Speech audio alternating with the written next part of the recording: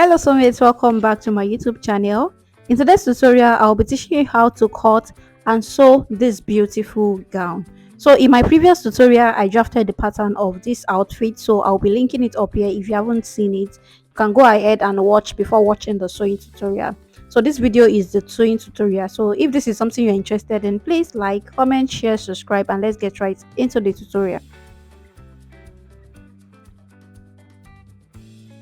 So guys, for this gown I use a crepe fabric. So for the black material you need about 1.5 to 2 yards, while for the white material you will need 1 yard. In case you are using another color, so you will need 1 yard and 1.5 to 2 yards of the other fabric. If you haven't seen the pattern drafting of this tutorial, I will link it in the comment section for you to watch. So I went ahead to cut out the fabric, and for these small white pieces, so I went ahead to also cut it. So these small white pieces is about 1 3/4 inches wide. So it's about 1.5 inches to 1 3/4 inches wide. So this is what it looks like. So when you place it on it, you should cut something like this. As you can see, you can just make it 1.5 inches wide. 1.5 inches wide. So we'll be turning this, and before we turn it, I went ahead to add stay to that white fabric, that small white fabric, so that when I'm turning it, it will be very easy for me. So I'll also go ahead and also join this other side to this. So for the back pattern, I'll go ahead and make the dart. So I'm not adding any lining to this gown because the material I'm using is very thick. So I'll just go ahead and locate my darts on the back bodies.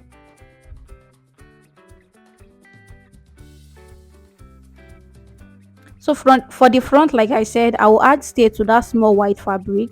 So that's what I will do. So this is the lower part of the skirt, and I went ahead to cut this out. As you can see that I've added the necessary sewing allowance to this.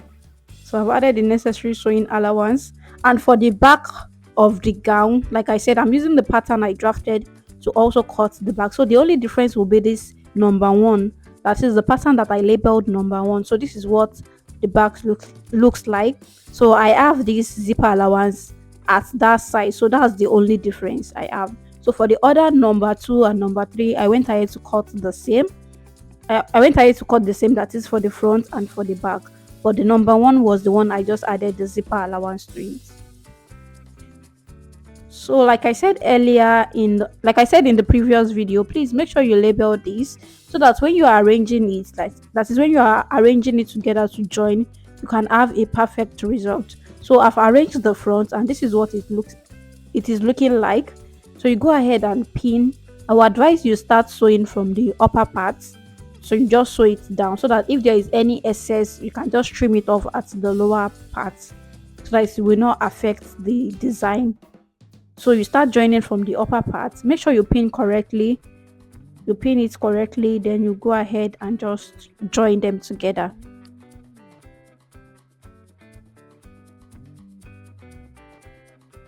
So I'll go ahead and join this together. So for this smaller part, like I said, I went ahead to add stay to this. Then I fold the edge of this other side in with just quarter inch. So I'll go ahead and just sew. So this is the skirt, and I went ahead to join it together, and I also weaved it as I joined it, and then I ironed the seam downward so that it can look nice. So for this part here, if it is not straight, you can just go ahead and trim it. So this is what I have. As you can see that it is very perfect. So for the back bodies, this is what the back bodies is looking like. As you can see, this is also perfect. So this is what I have here.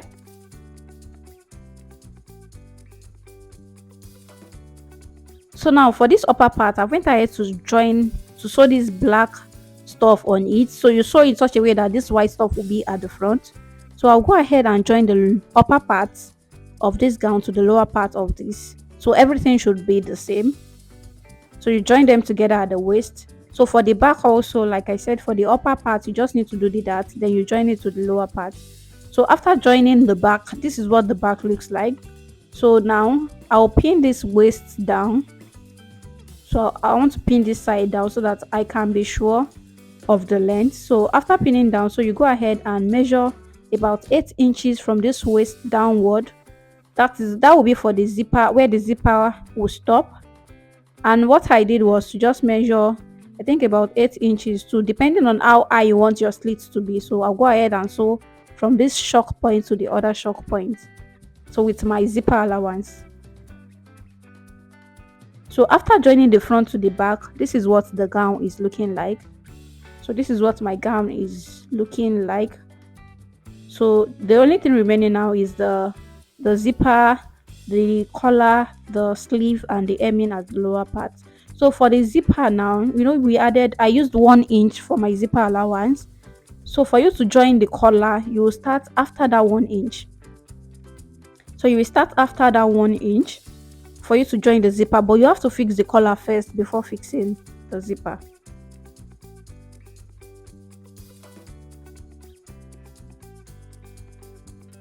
So I've located that 1 inch point. Then I want to measure around this my neckline to know the length of my collar.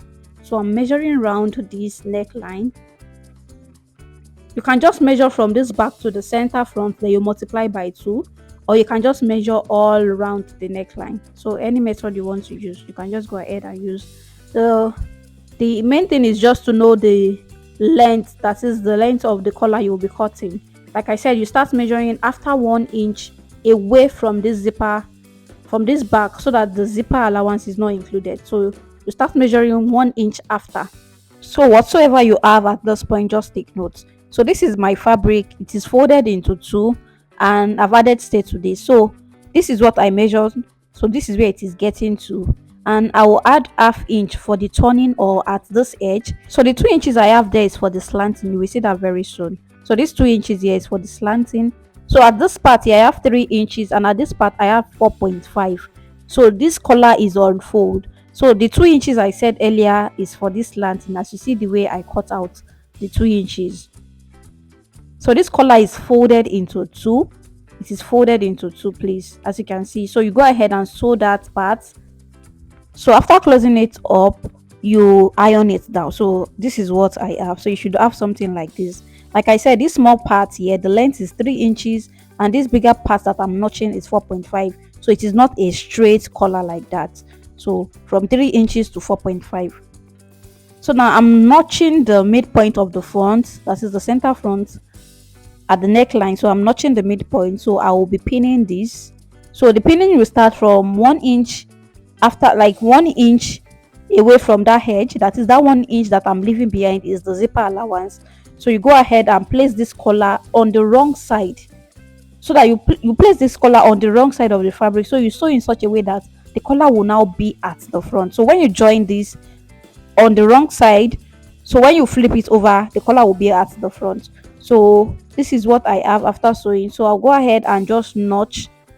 Please make sure you notch this so that the collar can be nice. So you sew the collar in such a way that the collar will now come to the front.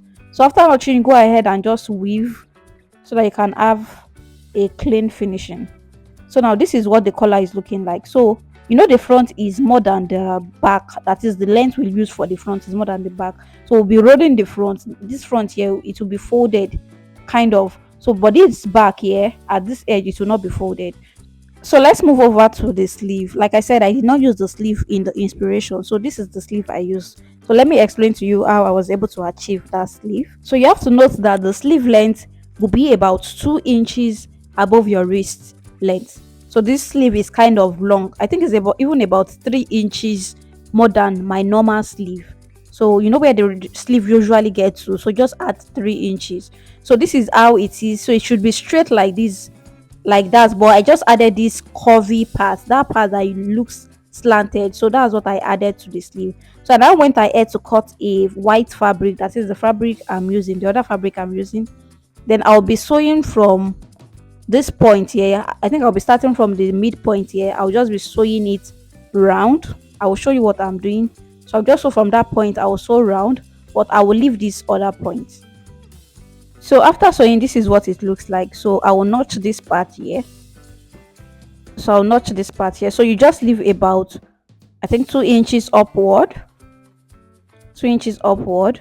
So the length of this fabric I use is about 8 inches. So it's about 8 inches. So the white fabric is about 8 inches. So I've notched this up. Then I will trim this.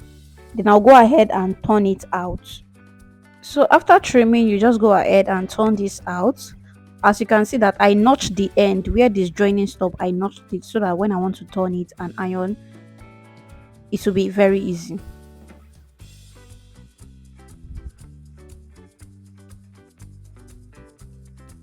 So after ironing and turning, this is what I have. So now you start joining from the edge down to the other edge there. So make sure everything is aligning, then you go ahead and you just sew.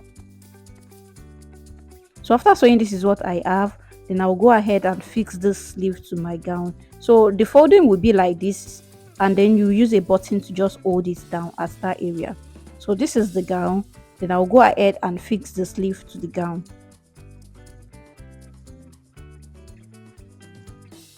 So after everything, this is what I have. As I've also went ahead to fix my zipper. I fixed my zipper, and for the hemming of the dress of this gown rather, so I went ahead to just weave at first. Then after weaving, I used a hemming gum to just hem it. Then that was what I did to the hem part of this gown. So for this sleeve, like I said, if you want the folding to be at the back, you fold like this, then you use a button to hold it down. But if you want it to be at the front, you fold the other side towards the front like that. As you can see that this is at the back, so if you want it to be at the front, you do the other way. So I went ahead to use the button to hold it down, and this is what the gown looks like on me. As you can see that it came out beautiful, perfect. So thank you so much for watching. If you haven't liked this video, please like this video, drop a lovely comment in the comment section, share this video with your friends. Also subscribe to the channel and turn on the bell icon so that you can get notified whenever I drop a new video. So thank you so much for watching. I will see you in my next tutorial. Bye.